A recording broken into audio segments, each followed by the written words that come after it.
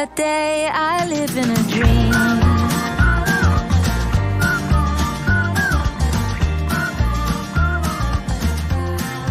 I live in a dream.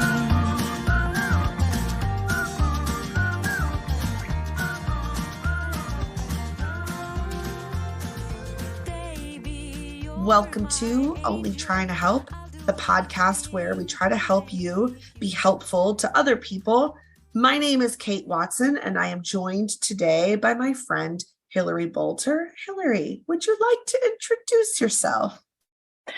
All right, Hillary Bolter here. I am a therapist and a licensed clinical addiction specialist, and I also train in this conversation style called motivational interviewing, so helping healthcare professionals communicate effectively with their clients. And I love all of those roles. I also love my golden retriever Maggie. And I live in the mountains of Western North Carolina, Asheville, or Ash Vegas, as it's lovingly called. Been here about 20 years. So I have been to Asheville, and I never knew that people called it Ash Vegas, and that is fabulous. It's a fun town. It's got everything you want in a small town. That's great. Well, I officially call it Ash Vegas. So thank you for that. And thanks for introducing yourself. You know, given the way that you introduced yourself, I think it might make sense to our listeners that we might chat a little bit about the ways that people use and sometimes misuse drugs and alcohol. You made a reference to that in how you introduced what you do for a living. And I just want to thank you for your willingness to talk about that for a couple of reasons. One is so many people are struggling with this when it comes to their loved ones, where they just so badly want to be helpful and often feel completely lost about where to even begin.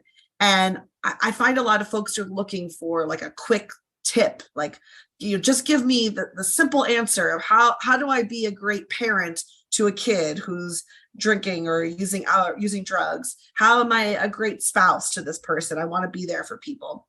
The other reason I want to thank you, though, for talking about this is I understand you have, beyond your professional life, you have kind of a personal connection to this. Do you want to say anything about that?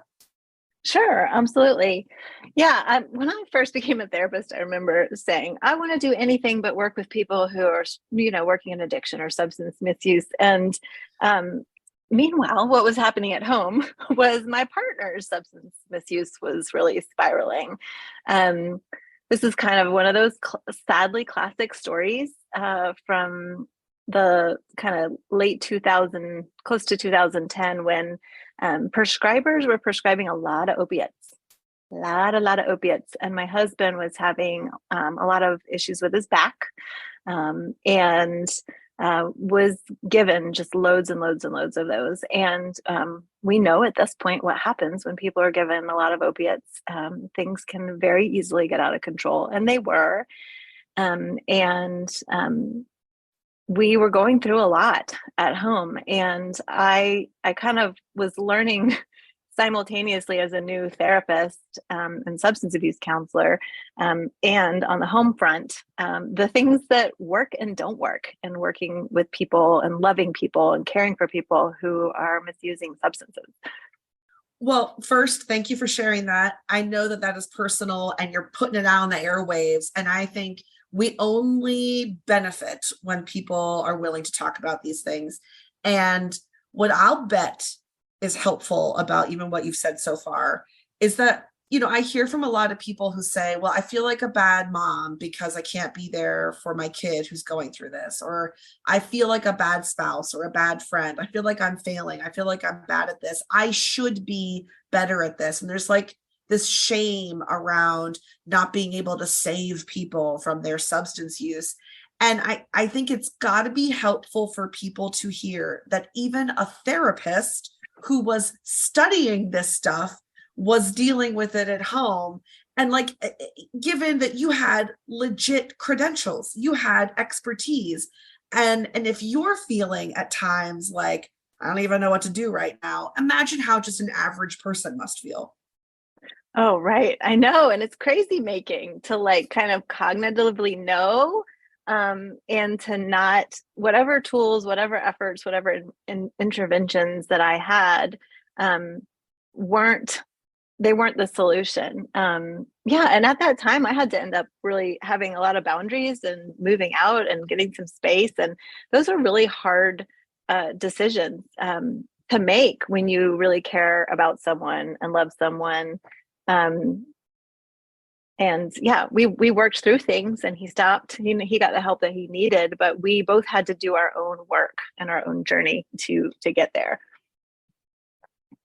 Really well said. We both had to do our own work, which just reminds me that like the only person you really have any control over is yourself. And so in any relationship where there's some kind of issue, some kind of problem, probably all you can do is work on yourself and then watch that benefit the other person. It benefits Right. them when you work on yourself. Right. We're a part of a system. We're part of a family system, whether we're loving someone or a child or a family member, any family member. And so, yeah, when one part of the system shifts, it impacts the other parts of the system. Sometimes I use the metaphor with clients, like if you think about those old school watches that had all the gears in them turning, if one gear wasn't turning, it impacted the turning of all the rest of the wheels. And so what we can do is focus on ourself and focus on our turning and see how that will have, we don't know, we can't control it.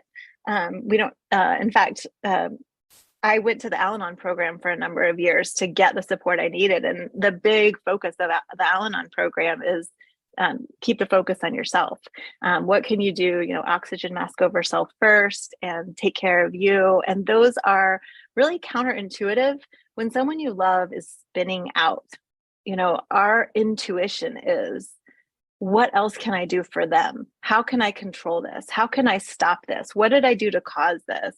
How can I change this? All the focus is on the other person.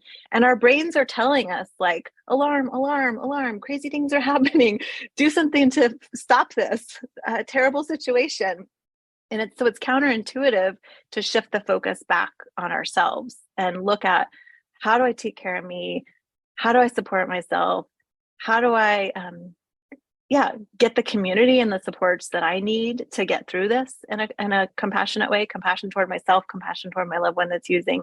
And Al-Anon's a tool. There's lots of other tools. I'm definitely not a one size fits all for any kind of recovery or therapy services. It was really helpful to me for a while. And then I felt like it wasn't, and I may end up back there again someday, who knows? But I think that we need to figure out for ourselves what the tools are to pick up to implement.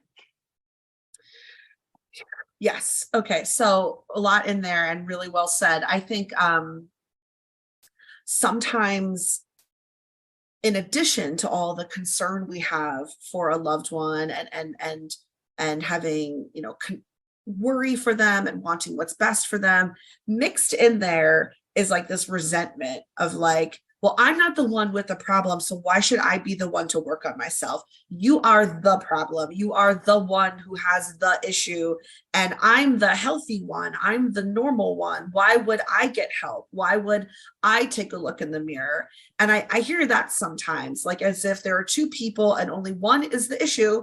And so the other person must just sort of wait for the problem person to change. And that resentment and anger kind of builds up. And I guess what I think we're both saying, but you tell me if I'm right, Hillary, is that taking time to work on yourself isn't like a punishment because you've done something wrong. It is a gift. It is a joy. It is an opportunity to just relieve yourself of the pressure of having to work on somebody else and take the lovely moment to look inward and enjoy some time to look at yourself, not because you have done anything wrong or that anybody's a quote unquote problem, but because these are the only tools you have and you might as well use your tools. Exactly. Well said. Yeah. And it's empowering when we do that, because we are, instead of saying, you're the problem, if you would get better, I would be okay. If you would do this, then things would be better. That's very disempowering. We're waiting for someone else to do something that they may or may not do. And that may or may not be the solution. We don't necessarily know. So to take back our power by saying, what can I do about this? I can go out with some friends instead of wondering if this person is going to drink too much and not keep our plans or whatever. I can make these alternative plans that are going to make me feel joyful, and and really look at what can support me in getting through this. Exactly. Now, I also noticed you had written this great blog post that I saw. And I believe it 7 tips you had, or somewhere around there. Yes. 7 tips for loving someone struggling with substance misuse. There we go. That was the title I was searching for. 7 tips for loving someone who is struggling with substance misuse. And we may not have time to cover 7 of them today, but I part of the reason I wanted to speak to you was to see if we could just highlight a few of them. Do you want to pick one to start us off? Sure. I think we talked about one just now, this like taking care of you, shifting the focus from the person who is struggling and all of the behaviors that are alarming or difficult for you, and shift that focus back to you. So that is about, I think the metaphor, put the oxygen mask over yourself first. It's used a lot in this field. And it is a helpful metaphor to think about, what can I do to support me and my breathing? And how do I get my logic brain on board? Because loving someone who's misusing substances, we get drawn into arguing, and the logic that we see, we're like, but, we want to point out what's going on. And our logic brain gets out of whack there too. And so whatever it takes to take care of us and keep our logic brain on board, that's that like really taking care of you tip. Great. So if we ever already covered one, then we are super efficient. Yes. All right. Cool. So what would be another one? Don't argue. That's my next tip.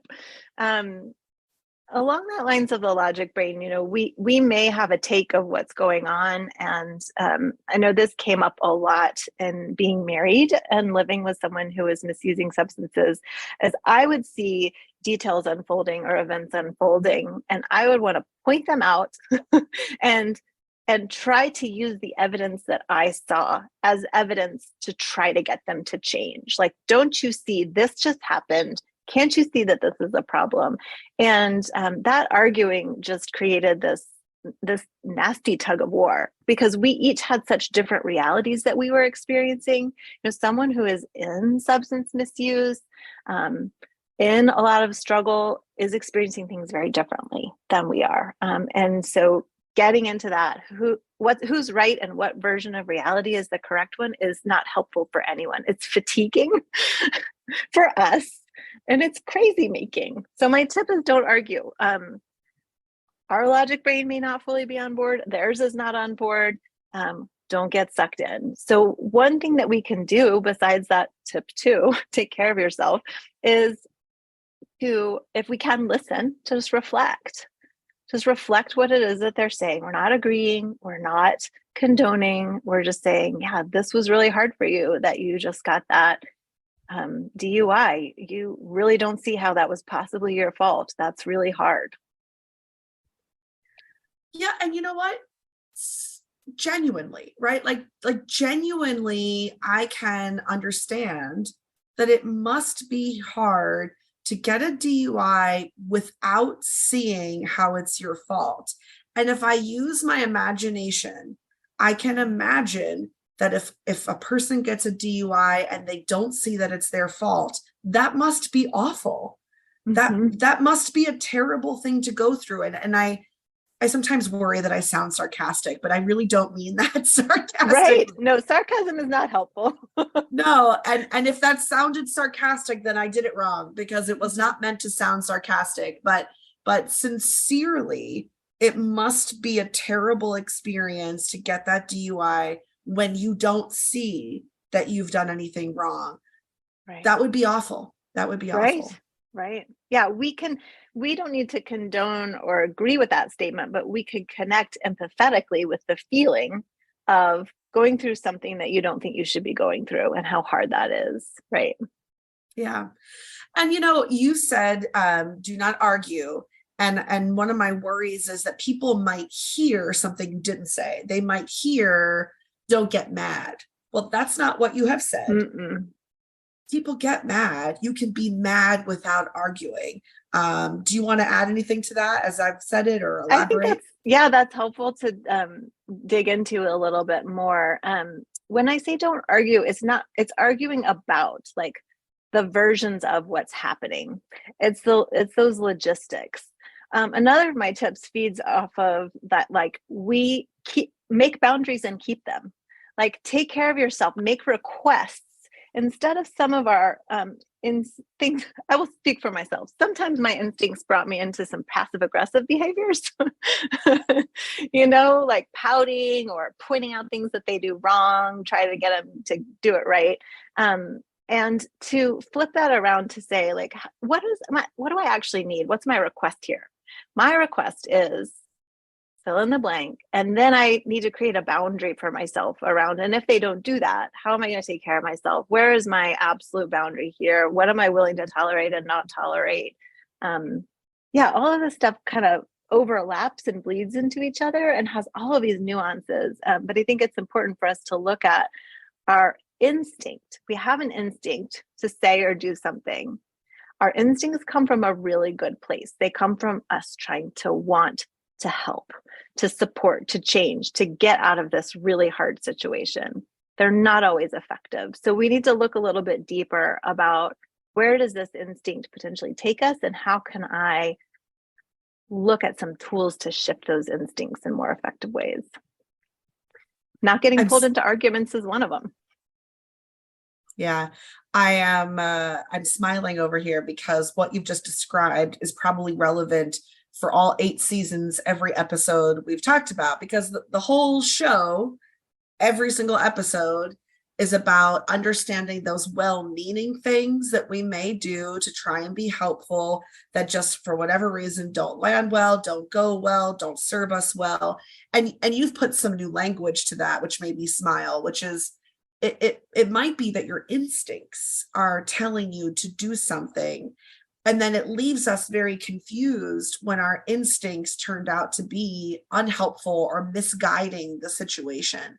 And I think that you've captured that in a way that, even though that has been something we've talked about for 80 episodes, Mm-hmm.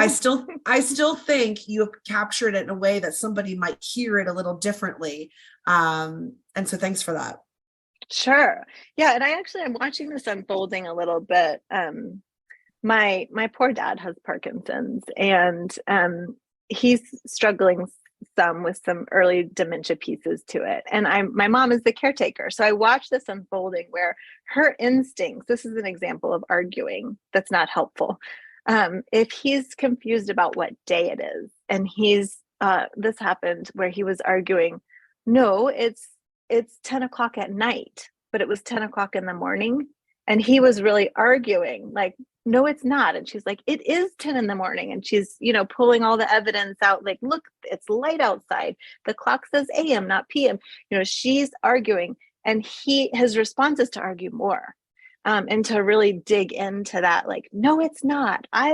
I've been up all day, and he's experiencing his version of that reality, and she is hers. So it's a sad example, but it's a clear example of how it's just not helpful. What might be helpful is to say, like, it feels like nighttime to you, and then move on to the next thing. Yeah. Yeah. And to say it feels like nighttime for you isn't a lie. You're not agreeing with a lie. You're not promoting a lie. You are understanding through someone else's eyes what they are experiencing. Yeah. It's so hard to do because, again, our logic brain pulls in like, I have all this evidence I could argue with you about, but is it helpful?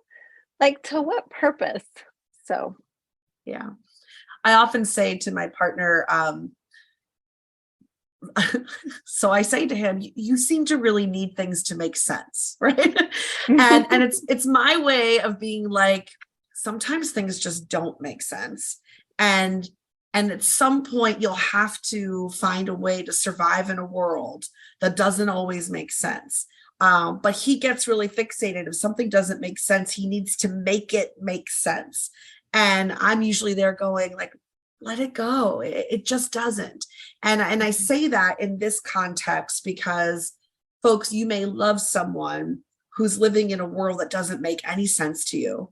And you can try and make it make sense. And you can exhaust yourself trying to make it make sense. And at some point, you might need to just sort of, wash your hands of this and say, I guess it just doesn't make sense. Fine. Yeah. Fine. I can accept that. That's the way the world is sometimes. But the effort that it takes to try and make things make sense can really drain us. It can really drain us. Yeah, there's a phrase I remember from the Al-Anon program, you might be right. That can be kind of like a broken record response that you might be right. That's a dangerous one, I think, because it can sound sarcastic easily, but it's one way we could end an argument, kind of step away. I think of that metaphor of like tug of war. Sometimes when we're tugging of war with someone, what naturally happens is you pull harder, you dig in more, you like fortify your stance more and more. And so how can we drop the rope? How can we set it down? Like, you might be right. This is really hard. It feels like nighttime to you. It's an awful experience to be suffering from the consequences of a DUI when it just isn't making sense to you right now. Like, how can we gently like set that rope down and step out of those situations with our loved ones? Yeah. I think like the imagery of that will be really helpful. And folks, I mean, at times you might even use that imagery in the moment talking to your loved one. Like, it feels like we are in a tug of war right now. I don't really like that feeling. So I think that I would like to just stop tugging on this rope. And that's sort of my way of saying I care more about you than I care about winning this tug of war. Yeah, that was what is that phrase? I think you can be right or you can be happy. Have you heard that one, Kate? Sure. There are many varieties of this. You can be right or you can be happy is a great one. You can love your argument or you can love the person. If you're fighting an argument and it's making your relationship suffer, you are putting more value in that argument than you are in your relationship. I think maybe, value your relationship at least as much as you value this argument. It's so hard. And this is where I feel that tug of empathy and experience for like, but, like my brain wants to go, but this person is doing this thing, right? And we got to keep coming back to that, like grounding ourselves, supporting ourselves, looking at how our instincts might be not so helpful or contributing. And another tip that I write about is adjusting our expectations.